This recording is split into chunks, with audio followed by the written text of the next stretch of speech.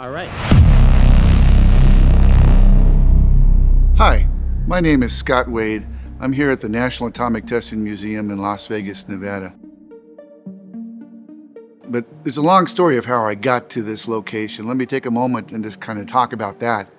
I spent over 30 years working for the U.S. Department of Energy in a number of different roles, working on programs including environmental cleanup from the legacy of the Manhattan Project to disposition of parts of nuclear weapons. But after those programs, I retired and came to support the Atomic Museum here. But there's even another story that goes with that. Above and beyond my 30 years with the department goes to the legacy that I represent in this museum, and that goes to my father. So let me take a moment and kind of explain that. All my family, other than me, comes from the hard rock mines of Colorado. My father grew up and graduated from the small town of Cripple Creek, Colorado, where he ultimately went to the University of Colorado for only a semester and a half, and I'll come back to that. He left school, ultimately married my mom, started a family, but was trying to eke out a life actually doing uranium mining on the western slopes of Colorado in the 1950s. So hard life, trying to provide for a family at that time. So what he saw was an advertisement to come to work at the Nevada test site. And so in 1958, he moved the family out and went to work as a mining superintendent in the tunnels of the Nevada test site.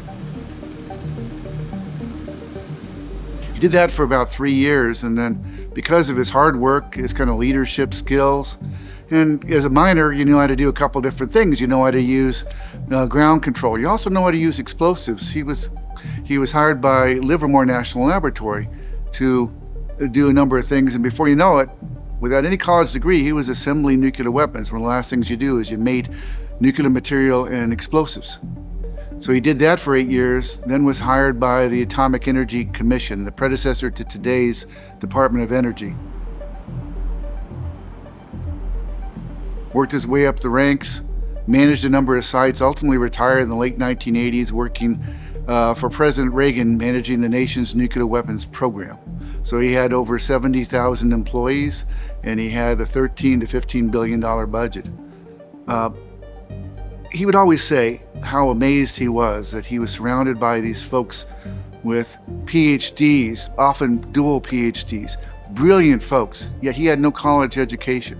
He felt a little bit uncomfortable about it, so he was always driven with a passion about education. And finally, the other thing he was interested in is making sure that those stories that went on at the Nevada test site, his over almost 40 years working in the complex, those stories get maintained. So he and a number of others in the late 1990s came up with an idea for a museum. And less than 5 years later, we have the National Atomic Testing Museum, which opened in 2005. Coming up with an idea for a museum, finding the funding for it, getting it done, and getting it done at almost light speed, that's amazing. I know nobody does that, but they were able to do it, to capture those stories. In fact, they had such dedication that even as they were preparing the final displays here for this museum, which we'll show you some key features on a little bit later, they didn't have enough money for the final matching dollars. So my parents and a number of others took out second mortgages on their houses. So that was their level of dedication. That's why it meant so much to them. So my father did pass away a few years ago, and after I retired, I felt it important to stay involved with this museum, to continue to share those stories, to continue to drive education. That is a very cool, that shows a level of, like you said, dedication, but also how important it was to him to show what he and the other scientists and PhD holders did to save humanity, or at least the United States, maybe. How do you factor into all of this? Well, again, my dad did things that and managed programs and worked on items that I never had the either ability or opportunity to work on. So his experiences were much different than mine. But there always was some shared things. Now, I did have a chance to just drive around the Nevada test site a couple times with Dad and just talk about some of the things he remembered back from the late 1950s to the 1960s, which is, you look at it in the 80s and 90s. I started out there in the late 1980s, but as you look at those things in the late 1980s, you're thinking, well, wow, it was a different time. There was a different cadence. When I started out there, we did an underground nuclear weapons test about once every 3 or 4 months. They were generally $75 to $100 million each test, so they were very expensive. But in the heyday of nuclear testing, particularly in the 1960s, they were doing 2 or 3 nuclear weapons tests a week, a cadence you just can't possibly imagine. And that site had such an impact, not just the lives of the workers, the 16,000 plus workers that were out there, but the growing city of Las Vegas. When Dad came out here, there maybe was 60,000 folks in Las Vegas. Today we have 2.5 million, approaching 3 million people. And a lot of folks just don't understand those stories. So there's shared interest that both Dad had in making sure that we could continue to share those stories, remind people about the sacrifices of the men and women that worked out there.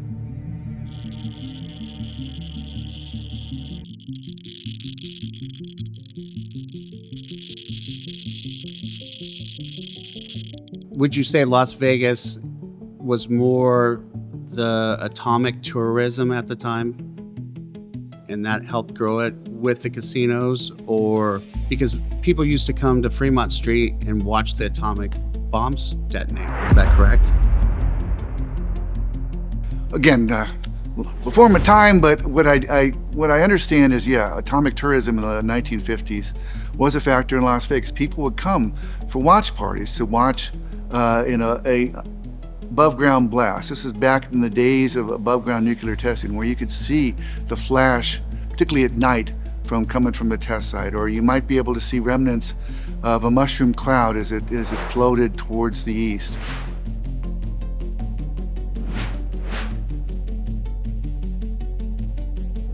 Again, but you have to frame that with different public opinions back at that time.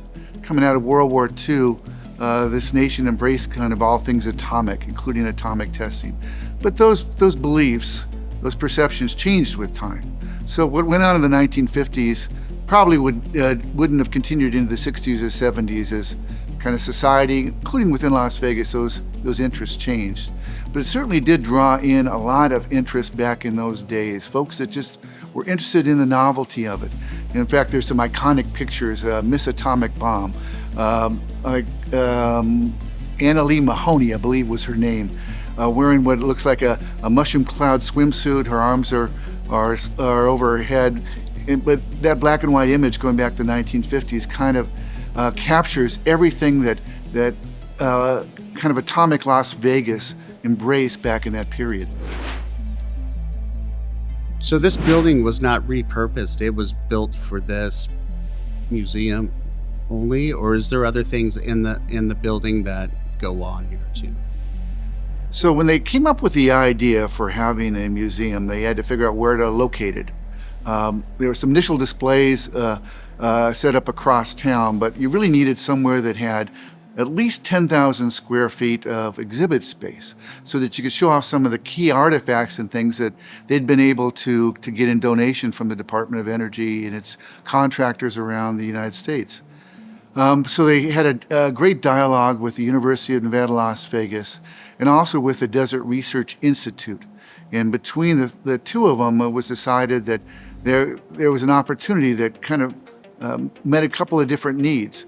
You would be able to construct a building that could host the National Atomic Testing Museum, would also be able to host a Department of Energy function, the Atomic Testing Archives. There was a need to make sure there was a place that you could both record and maintain all of those records. So if people wanted to come and find out about a test that went on in the 1950s, and what was the dose rates, what was the measurements that went on at locations both on the test site and off the test site, they could get to that data. So there's a function called the Nuclear Test Archives that actually remains in this building today.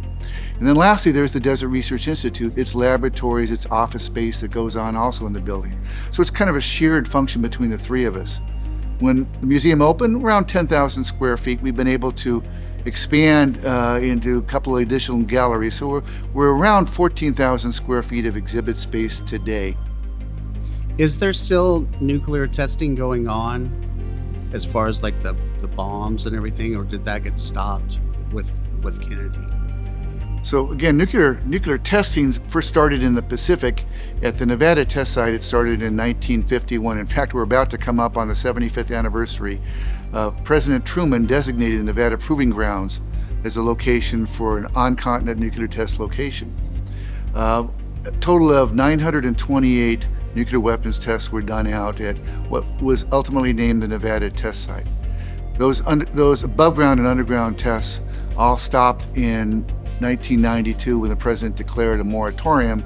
That was ultimately codified into a treaty with the Soviet Union, later on with the Russians and other parties. So there hasn't been an underground nuclear test since 1992. But the nation still has nuclear weapons, and there's still a need to make sure that they're both safe and reliable.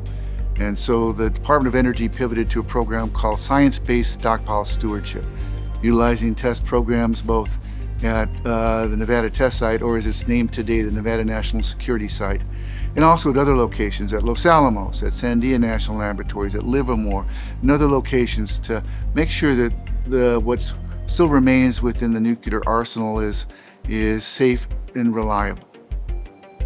Where do you get the artifacts from? Are they like, I'm looking at a TV and some JCPenney mannequins. Are those from the actual test site, or those recreations? I guess what I'm asking, are things in the museum authentic, or are they recreations? Yes, many things in the museum are authentic. In fact, just behind me there's what's called a decoupler tube, the gigantic, what looks like a big metal tube just over my shoulders.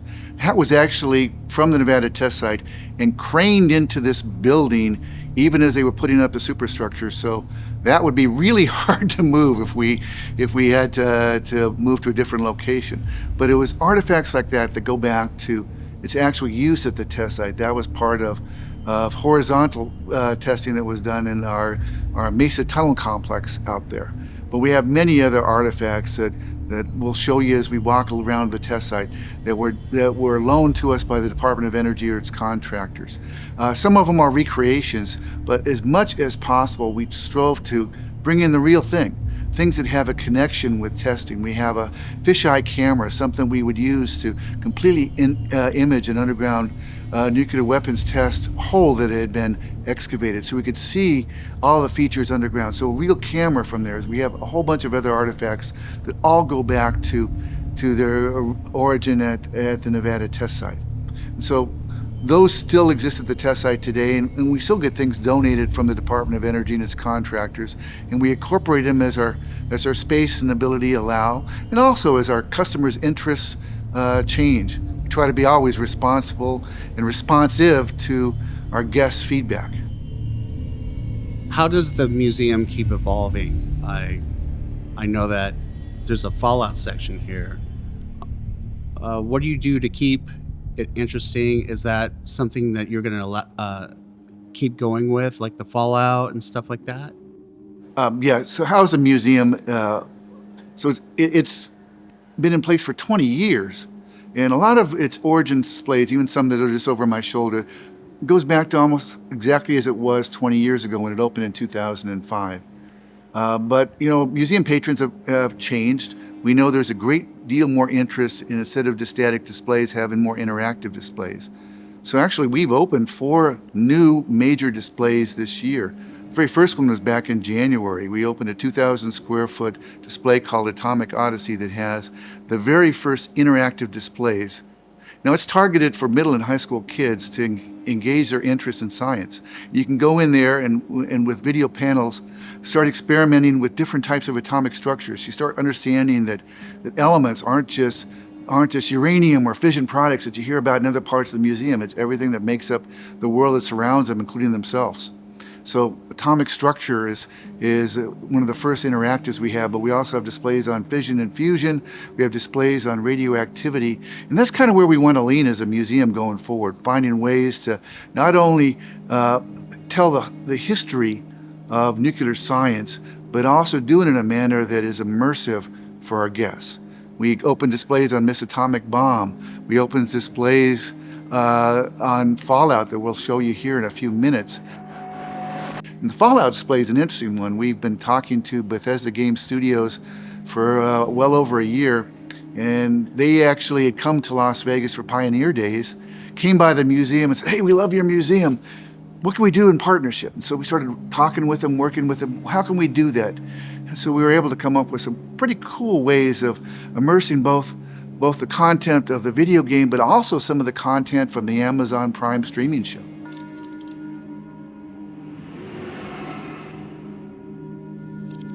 So we'll show you that. And then lastly, we have some new displays that will be opening here within the next 30 days that will memorialize 75 years of testing that have gone on at the Nevada test site.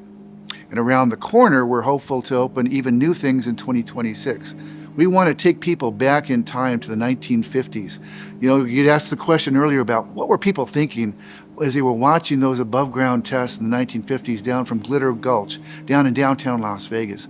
We want to recreate those streets in Las Vegas as if you're walking out and you see that blast go on in the distance, taking you back in time and maybe making you then start asking the questions, well, what were people thinking about that? Because wasn't there radioactivity in that cloud? Why were they accepting of it? What was their thoughts? So not just engaging you, not just showing you something visual, but encouraging you to start that questioning manner that may drive some of the other displays that the guests will then go and look at.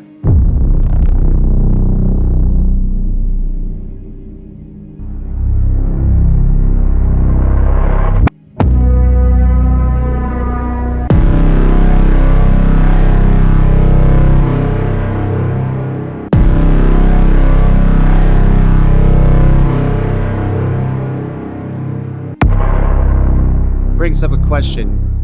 Is there still radiation over the Las Vegas Valley, do you think? So is there radiation over the Las Vegas Valley? There is naturally occurring radiation all over the place. In fact, if you flew to Las Vegas, you got more radiation from cosmic sources than you would just on ground level because the atmosphere provides some shielding. So there is radiation that surrounds you. If you've ever had an X-ray for a broken bone, you're getting a small amount of radiation. If you got dental X-ray, same deal. So you get that. The question I always get is, well, what is coming from the Nevada test site from all of those years of testing? And actually, one of the programs that I managed was all of the environmental monitoring that went on at the Nevada test site. And what I can tell you is it's a fraction of 1% is the amount of radiation that is still remaining coming from the Nevada test site, well below all national standards. Again, you get a lot more radiation from that plane trip than you ever would standing either out on the edge of the test site looking onto it. A lot of it is just because some of that original radiation has decayed away over the many decades from its original use.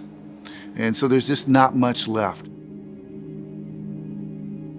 What do you hope people take away from this museum when they're walking out the door? As far as like education, history, anything, what do you want them to walk out of here thinking and realizing? Well, from my perspective, a couple different things. I want people to understand some of the sacrifices of the people, not only just in Las Vegas that worked out at the test site, but around the country.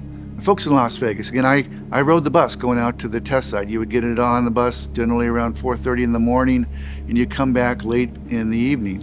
It's a long, long, long day, working on things that sometimes you couldn't come back and talk with your spouse about.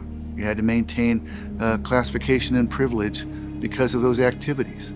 So it made for kind of a difficult thing. In fact, even growing up with my father and all the things that he worked on, you know, there would just be times where he would just tell the family, "I can't tell you what I'm working on." Sometimes he would go to the test site and be gone for days, sometimes weeks, and that's just what you had to deal with as part of a family of someone that worked within the weapons complex. And I think you'd see that with people at other locations around the site.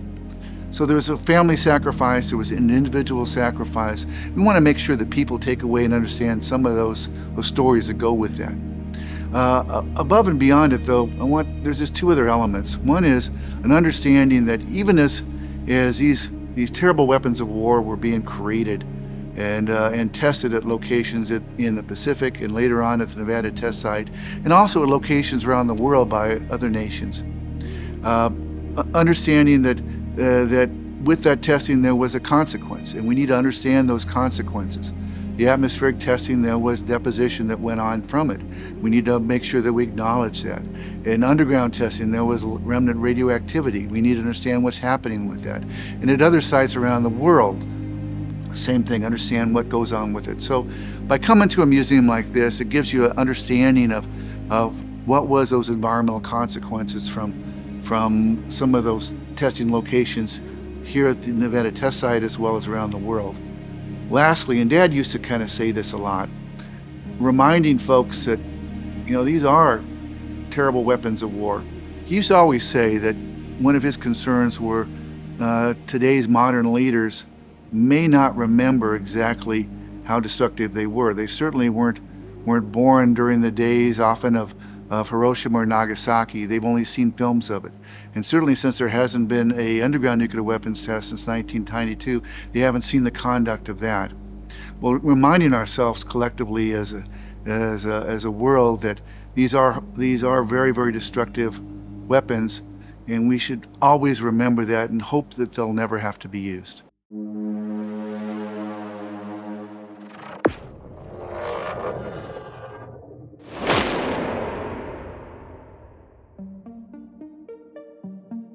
Would you entertain a couple questions? Certainly.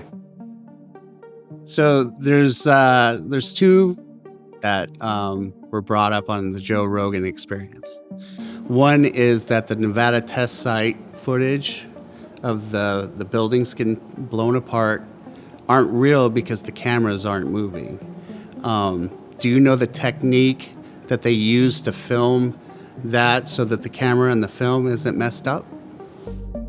So, again, I wasn't there during atmospheric testing, so I can just tell you what I've learned over the many years and talking to so many people that actually were out there in the 1950s. So I would disagree with that conclusion that it was all forged data. Why? Well, one of the things that was developed during nuclear testing was extremely high-speed photography, because you needed to capture images of that atomic test in a fraction of a second. You're watching, for example, after the test starts, you're seeing just images of the fireball as it's beginning to expand because you're taking such high-speed photography.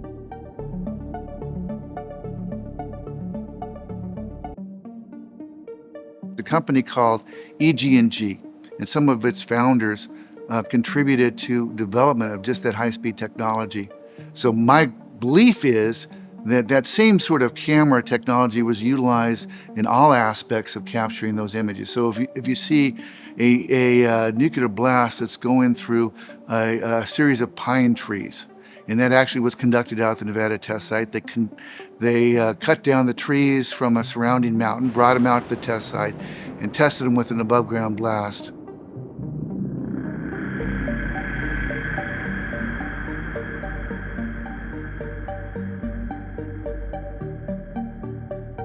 Belief is that all those tests were captured with high speed so that you could get second by millisecond what was happening with each of the trees, because they wanted to understand if warfighters were taking refuge amidst pines.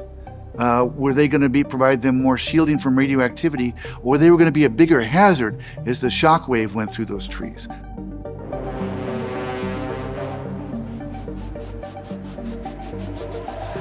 Those were some of the things they were trying to understand, and you could often only capture that with high-speed photography. So with each and every one of those above-ground tests, they would have camera mounts at a whole bunch of different locations just to capture it. So I kind of disagree. Hello, my name is Joseph Kent. I'm the Chief Community Officer and Curator here at the Atomic Museum. Right next to me is the Rapotronic camera. The Rapotronic camera was designed in the 1940s at MIT by Harold Doc Edgerton. They would use cameras like these at the Nevada test site to capture the progression of an atomic bomb right after detonation. It would be capturing it within milliseconds of that explosion. They would place these cameras strategically around the test and place them in bunkers to help protect them from the force of the blast. If you'd like to learn more about the Rapotronic camera and high-speed photography in general, please come and visit us at the Atomic Museum. We're open 7 days a week and we'd love to have you. One last question before we get to the exhibits. They say there's been an uptick of UFO sightings since we started testing out nuclear weapons. The theory is that the aliens are coming to kind of shield us from ourselves, protect us from ourselves, or there's a uptick in, high-tech craft that the United States is developing. Have you, because you worked out at the site, did you ever experience any kind of UFO phenomenon, or did you see an uptick of it? Again, I started out there in 1989. Never saw a UFO out there. Never saw any sort of uptake of that, even just in Las Vegas. So I really have no idea where the origin of that might be. I actually have, amongst other things, I'm on a board of advisors for the University of Nevada, Las Vegas. And one of the other board members that's with me actually wrote a book on UFOs. And I don't believe even in his book, he talks about that there is UFOs tied to the Nevada test site. So not quite sure where that came from, but there's always speculation. When you don't know something, people like to fill in the blanks with their beliefs on what's really behind it. Thank you for entertaining those questions. What we have here at the Atomic Museum is a full-scale model of the Gadget. This was the world's first atomic bomb that was tested in Alamogordo, New Mexico in 1945. What you see here is a complete depiction of what would have been on top of that 100-foot tower that Dr. Robert Oppenheimer and all the other scientists from Los Alamos tested. That ultimately started the use of atomic bombs and the decades of the arms race.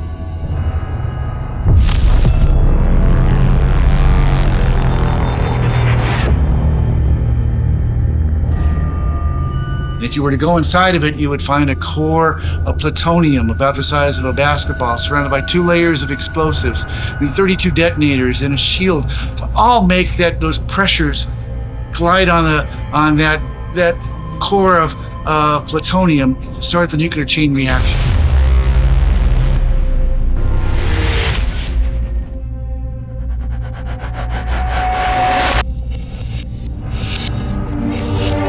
It's incredible they were able to do this back in the 40s. Imagine that they did all their calculations doing slide rules. There were no computers, there were no calculators. Hi, we're inside of Atomic Odyssey at the Atomic Museum. We're in our fission and fusion displays, and one of the things we happen to have in it is this model of an iconic sci-fi robot from the 1950s, Robbie the Robot from the movie Forbidden Planet. And this one's got a little bit of an interesting backstory. So, again, in the movie, Robbie the Robot is a fusion-powered robot that helps support the people on the planet. Well, in real life, there was a Boy Scout troop that were working on their various merit badges, and they decided, hey, we want to try building a robot. So they actually built everything you see here, which is really impressive for young minds to have done. So they came up with this, they brought it into the museum, and we've had it under display here for a number of years. It's part of those pop culture connections of the Atomic Museum with the culture of popular media and the movies for many decades. This is no offense, but you are a robot, aren't you? That is correct, sir. For your convenience, I am monitored to respond to the name Robbie. Can you tell me how the museum got mixed up or associated with the Fallout community, please? So, a number of our museum staff here are video gamers, and they've always loved the Fallout franchise. So as we talked strategically about, hey, where do we want the museum to go next? He said, well, what about Fallout? Well, then the question is, how do you get in touch with all the right people that could make that happen? And one of our museum senior staff, our director of education, Matt Malinowski, actually just did a Hail Mary. He did an email out to Bethesda Game Studios, and they answered him back and said, yeah, we'd like to talk. In fact, we're coming out for Pioneer Days in 2024. We could stop by the museum and talk with you. So they did. They came out here. We talked with them a little bit, and that started almost a year-long interaction where we talked about how could we partner with Bethesda Game Studios, what would be the content of a Fallout display, how can we make it fun for the Fallout fans, and then what would it consist of? And what you see behind me is a result of all that effort that we just opened here in November, what we call our World of Fallout display.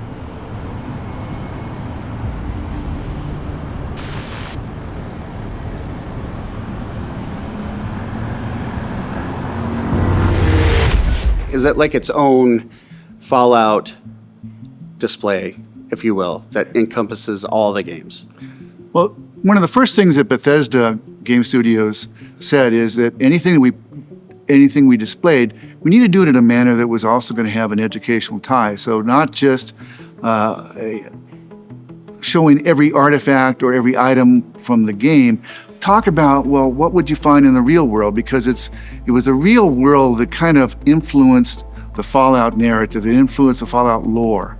And so try to find that means of communicating both. So directly behind you, Chad, for example, we have a Pip-Boy, and right next to a Pip-Boy, we have a Geiger counter, because a Pip-Boy in the show allows you to measure radioactivity. So talk a little bit about both.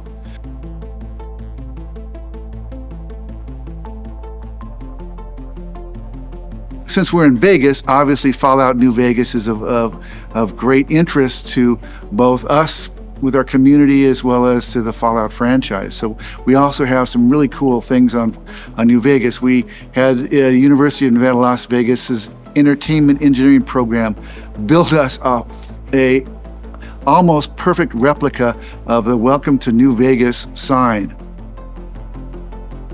They took the Welcome to Las Vegas sign, as you've seen in both the game and also in the TV show, incorporated all of the attributes of that. And so they did that, and we love that kind of partnership because we get a great display item that really draws our fans' interest.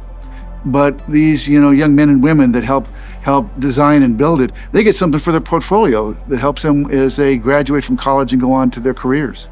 So we try to find all that right mix of things, develop it, worked iteratively with Bethesda Games to make sure that everything we had, whether it be a graphic display, was going to always fit in within the Fallout lore and franchise, was always going to be correct and accurate, and it was also going to anticipate a fan's interest.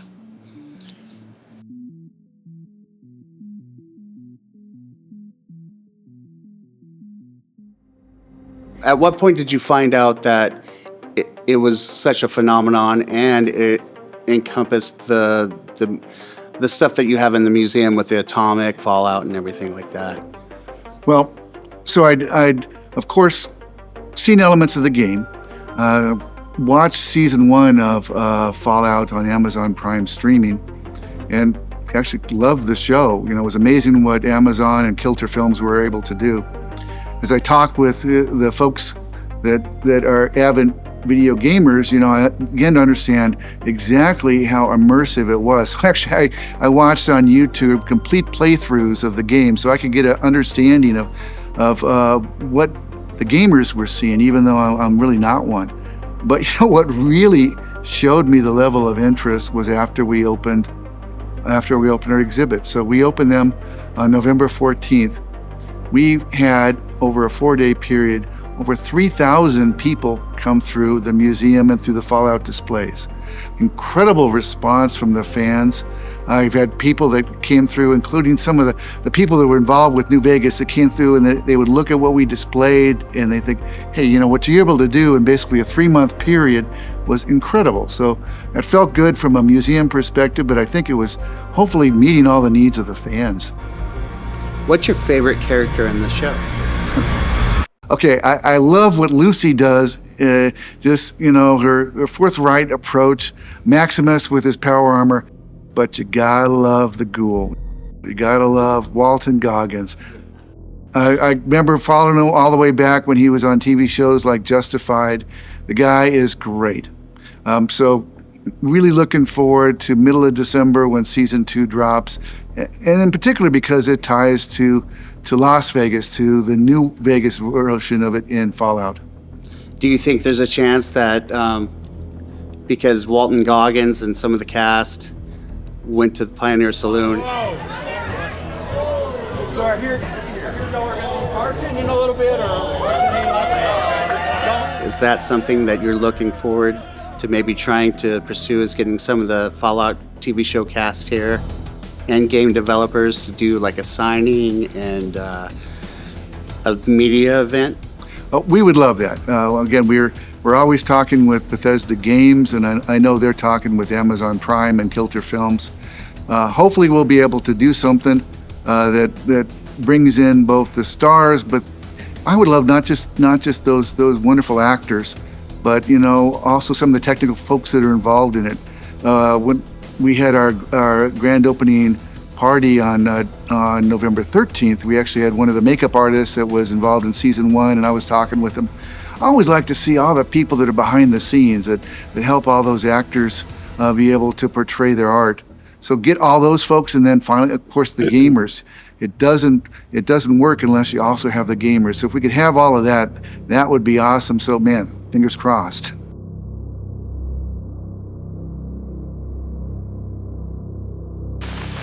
You said that you had such a great turnout with the Fallout fans. What surprised you about the fandom when they did show up? Were you expecting a certain type of demographic, or what surprised you about all of them, I guess? Interesting. I'm not sure I was terribly surprised in some ways. So, side note, I got a couple of novels published, so I go to Comic-Con in San Diego every year as part of that. And so I often will interact with fandom. And, I've always been impressed with people that have a passion, whether it be for a game or a TV show, some sort of series, is how respectful and nice they are. They just like their stuff, and they like being immersed in it. And if you share something with them that they like it even more, and they just want to talk with you sometimes for hours. We had some of the original folks from Obsidian Games came through on Sunday and were talking with us on what they were doing on Fallout New Vegas. And a couple fans came up to them, and they just stood there for a while, and we're just signing things. I think Brian Menzies designed the Sunset Sarsaparilla bottle. So he was signing bottles of Sunset Sarsaparilla. So it's always neat seeing that intersection between the art and the fan, but just the passion of the fans was incredible, as evidenced by so many people we had, where we had sometimes lines in the lobby waiting just to get the tickets. Nobody was complaining, and they couldn't wait to get inside, and they couldn't wait to do press pennies. We have press penny machines. Who would have known? That's a thing that everybody loves as much as they do. Can they get snow globes here? They can get snow globes. I think you'd be amazed the amount of merchandise we went through in the last 4 days. We're reordering things. We got some really cool things that we've been able to share, including some exclusives that you can only get here at the Atomic Museum that tie to the Fallout franchise. But yeah, we would have folks that come in that would walk through the museum, see all of our nuclear science displays, and go into the World of Fallout displays and walk out with bags full of merch. So that was really cool to see. What is some of the merch that you have for sale here? Well, we have a number of different things. Let me show you a few things. So first and foremost, we have from Jones Soda, both grape as well as Sunset Sarsaparilla soda. So you can come and get that here. We also had, working with another manufacturer, they did a particular shirt that you can actually only get at the Atomic Museum right now that shows Vault Boy. And it's called a Vault Boy Atlas shirt. You can see him kind of lifting the nuclear nuclear structure over his shoulders. We actually have another shirt that'll be coming out hopefully in December. That's also be a limited edition, but you can only get those here. Then there's a number of other things that you can get at places, but we want to make sure that there's a diversity of things. So bobbleheads and such, like this one of Lucy, or statues that you can get. So we're trying, of course, to find a mix of things that interest the Fallout fan. You have a puppet there. Can we see that? So I was talking with Jess Finster from Bethesda Game Studios. We would do these weekly calls, and we were planning, how are we going to do the grand opening? And they were kind enough to send us a full-size mascot costume. It is huge. It is a little bit of a bear to get inside of it. And if you try to wear it in the heat of summer in Las Vegas, it would probably be really difficult. But they sent us that. We're on the thing. I said, well, what else could you do? I said, well, we need to do something. She goes, how about a puppet? She says, I can send you that. And so next thing you know, she arrives and brings to me a Vault Boy puppet. And so we were able to bring this out during the ribbon cutting. Jess and I are out there. We have the ribbon. We said, hey, we need somebody in order to really make this a party. We need Vault Boy. And I brought this one out, and she and I agreed, yeah, it's neat. I love the quality of it, but he can't really get that thumbs up iconic thing. And then we had Vault Boy walk out amongst the crowd, and everybody was cheering, and even some of the social media afterwards was so cool about, hey, look, Vault Boy's cutting the ribbon. How do you think your father would react to the new generation of fans of the show coming through and absorbing all the other artifacts? What do you think his reaction would be to that? So reaction, my dad and some of the other founders, actually that's something I think about a lot with anything that either I or the rest of the team starts planning for the museum.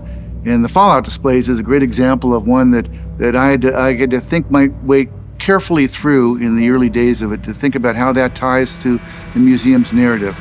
Because I was concerned, candidly, that someone may say, well, wait a second, you're a Smithsonian affiliate, you're a national museum, and you're putting in pop culture displays. How does that work? Well, it works because a couple of different things. First off, we already had pop culture display items within the museum, and there's been a universe of pop culture that was influenced by the early days of nuclear testing. In fact, if you ever want to see something that goes way back in the 1950s, there's a movie called The Amazing Colossal Man. It depicts in black and white a soldier that's out on, they don't think they call it the Nevada test site, but in essence it was that, and he gets exposed to a gamma ray bomb and ultimately grows over 50 feet tall, goes crazy, attacks the strip, those kind of things. But that was the first of many movies that were inspired by nuclear science, by atomic things. Godzilla, of course, is the other one, and the Fallout franchise is one of the more recent ones. So pop culture being influenced by atomic science, that was already something that was embedded within our museum. The fact that it also then our displays tied to education, that also gave me that confidence that we were continuing that core objective of making sure that anything we displayed was going to have a educational connection with it.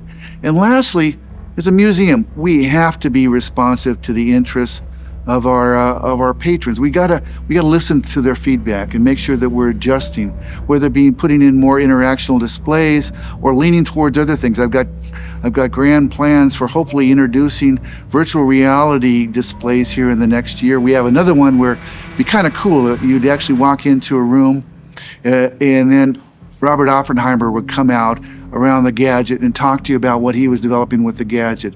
There's many ways that we can do that. So that would allow people to connect not just with the nuclear history of the Manhattan Project, they'd be able to connect with the movie Oppenheimer, but maybe understand a little bit something more on a personal level.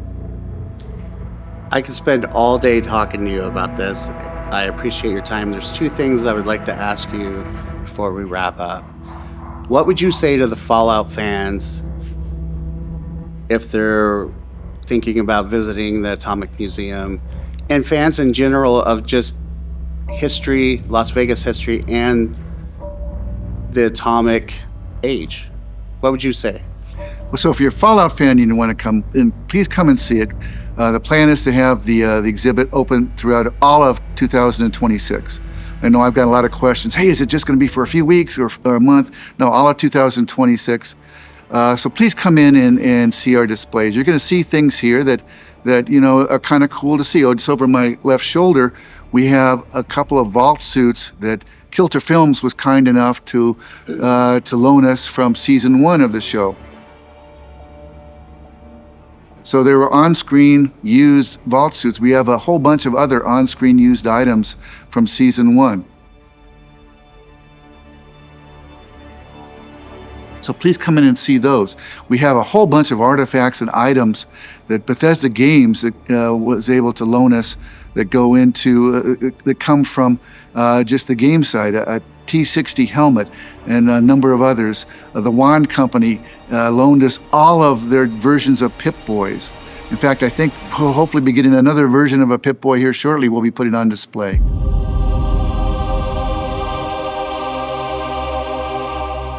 So the idea is you can see a whole broad set of both things from both the game as well as the show here at this display.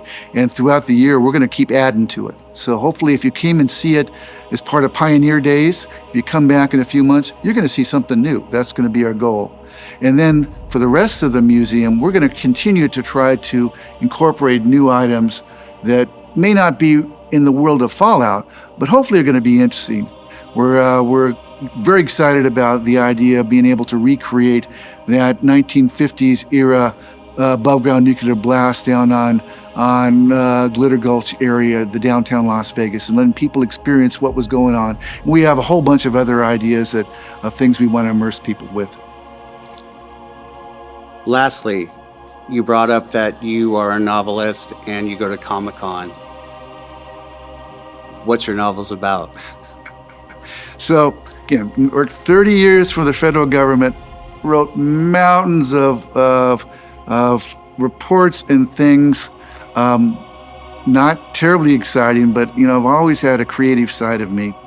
Actually, many, many years ago when I first started working at the Nevada test site, and you're driving on the bus, I started writing a vampire novel. Actually, I found what I started writing in the 1980s years ago. It was really pretty horrible. Looking back on it, it was pretty bad.